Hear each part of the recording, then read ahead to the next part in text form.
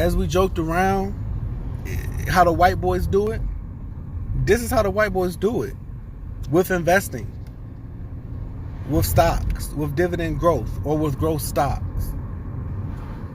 And it's not to say that some of these white dudes aren't out here just making buku bucks in order to live the lifestyle that they live, with the Corvettes and the midlife crisis and the second homes and the vacation homes and having the time to do all of this. And you know how you're always out during the day and you see white dudes like smack in the middle of a store like 1 o'clock in the afternoon. Like, what the hell are you doing for work? You're not at work. Why are you not at work? Like, this is why. Because they invest and they've rolled that over. And the reason why, it's the white boys doing it and not us doing it is because, we just don't know. We don't know the benefits of this. We as a people, we typically spend our money on other things. We prioritize other things. You know what I'm saying? I mean, it's no secret as to why,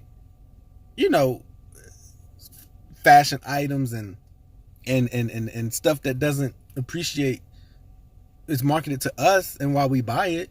That's a whole different argument for a whole different story. But if you remember the scene in Baby Boy where Ving Rhames was shaving his head and he said guns and butter. Butter's the stuff that doesn't appreciate the cars, the clothes, the guns, the shoes, etc., etc. And what did he say guns was? Guns is the stuff that appreciates with values. What did he say? Stocks and bonds. Like, that's a true scene. You understand what I'm saying? That's a true scene. And it was put there true as can be back in the early 2000s. But it's up to us as a people to capitalize on that. And the reason why it happens, to another people is because they teach their people. We don't teach our people because A, we don't know it, and B, if we do know it, we don't share it. So that's what that is. Now, as far as investing go and stocks go, I know it's a big stigma. The stock market's risky. You can lose all your money, etc., etc. It's kind of true. Stock market is risky. You can lose money. It's difficult to lose all of your money if you're just, buying stocks and holding stocks and investing in stocks. It's difficult to lose all your money.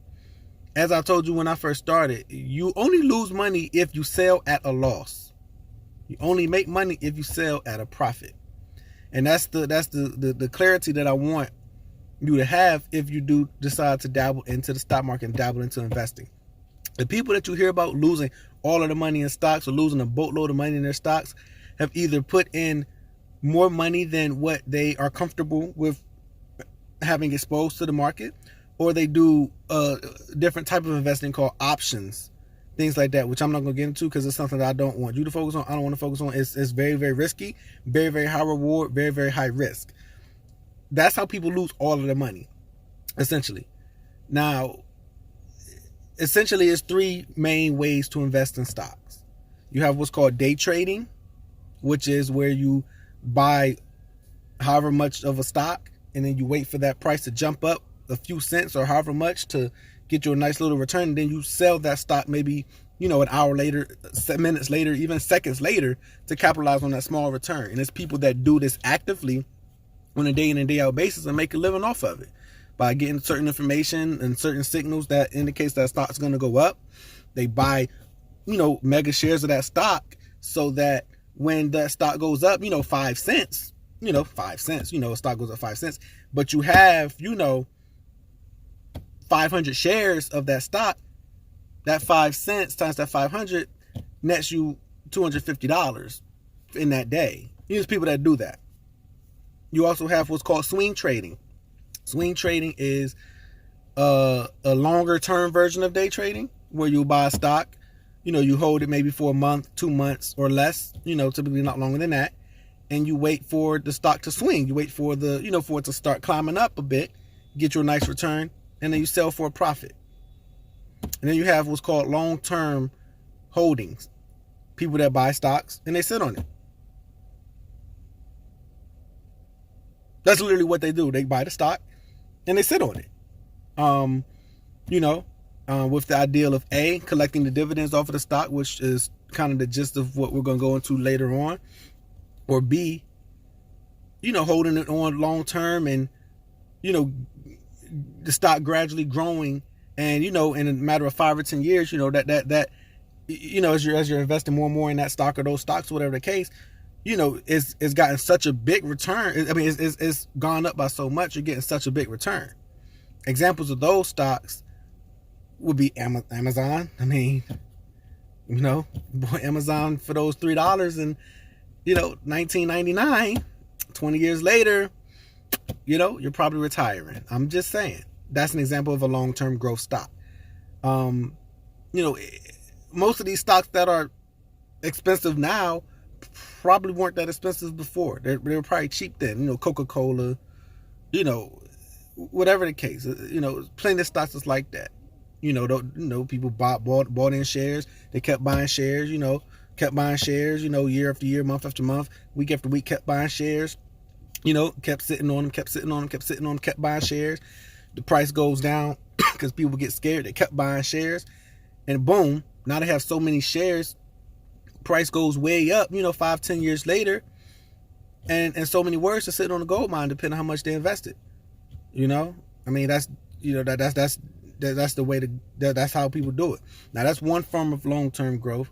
The other form of long-term growth is what we're going to get into, and that's the dividend growth, long-term dividend growth. And we'll go into the details of that in the next video. But essentially, it's triple compounding. You're earning money in 3 different ways, which we'll go into in details, but I'll tell you the 3 different ways you're growing money.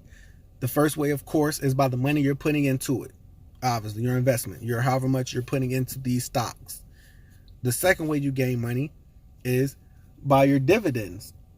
The stocks that you're getting pays dividends every quarter or every month in some cases, and then you get that money. If you remember Monopoly, the chance card says dividends pay you $50. That's how it works. You get X amount of dividends per X amount of shares. We can get into all the math later on. That's detailed stuff. And the third way you make money off of this particular strategy is by the dividends growing. Third way you make money is by reinvesting your dividends to combine with the money that you're putting in, which will means you're investing more and more as time goes on, because the more you put in, the more dividends you get paid out.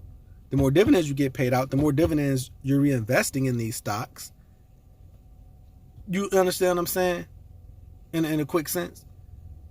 And now, and as a bonus way, the dividends that are being reinvested, you're also getting more and more of these particular stocks, which means your dividends are going to be even more. And since your dividends are going to be even more and they're getting reinvested, then guess what? You're essentially investing more than the first time they got reinvested. And you see how the snowball rolls? So that's the third way. And that's kind of the way I want to kind of go with this. It's the dividend growth strategy. And with that strategy is things that you have to look at to maximize your growth, to ensure that you are going to truly grow. I'm sorry. There's actually a fourth way on top of this to make money, another bonus. And that's by the company increasing their dividends. That's the key to the growth strategy. That's the key right there for the long-term growth strategy. That company increasing their dividends year after year. Because your dividends are going to get reinvested. But if that company is going to increase the dividends that they're paying year after year, then it's only going to add to the money that you're getting paid in dividends, which is only going to add to the money that's being reinvested in the stock. And that's why they say it's a snowball. And if you look at Warren Buffett and listen to him, he talks about the snowball. The snowball collects more snow as it gets bigger, which in turn helps it get bigger faster, the bigger it gets. And if you look at it in that simplistic manner as a snowball, you'll understand how it works. Of course, the snowball starts off small, of course, because you have to start. So snowball's going to start off small, and since it's a small snowball, its growth is going to be slower and less. But as it grows, it's able to roll and collect more snow. So if you roll the snowball down the hill At the top of the hill, it's small, it can fit in your hand. By the time it gets to the bottom of this hill, you can imagine how big that snowball gets. Of course, that depends on how tall your hill is, which is how much time you're investing in.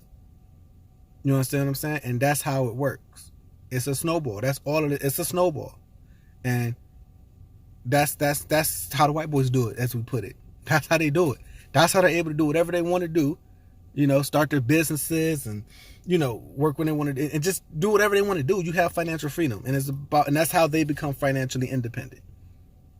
While, you know, us, you know, that doesn't know and that's not knowledgeable of it, we're stuck in a rat race and we're depending on finances. We're being financially dependent.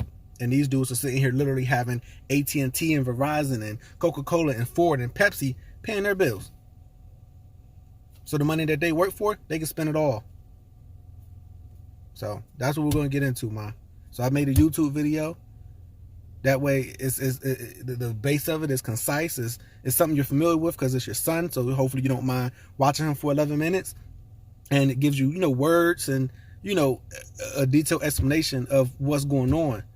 And I'm definitely looking forward to sharing more with you and trying to expand your knowledge. And I want to expand LaKayla's knowledge. And I'm truly definitely going to expand Madison's knowledge.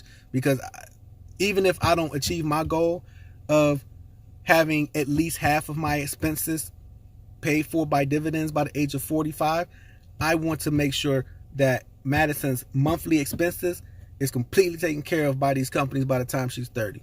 And I'm all the way serious. So if she wants to start a business, she'll start a business. If she wants to work and spend that money on whatever or do whatever she wants with that money, she can do that. But by the time she's 30, I want AT&T and Johnson & Johnson and Apple and Coca-Cola and all these big corporations, I want them paying her bills by the time she's 30.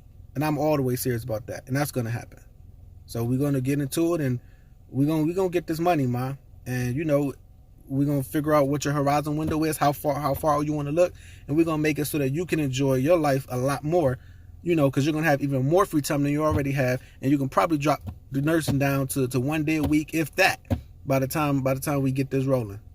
All right, mama.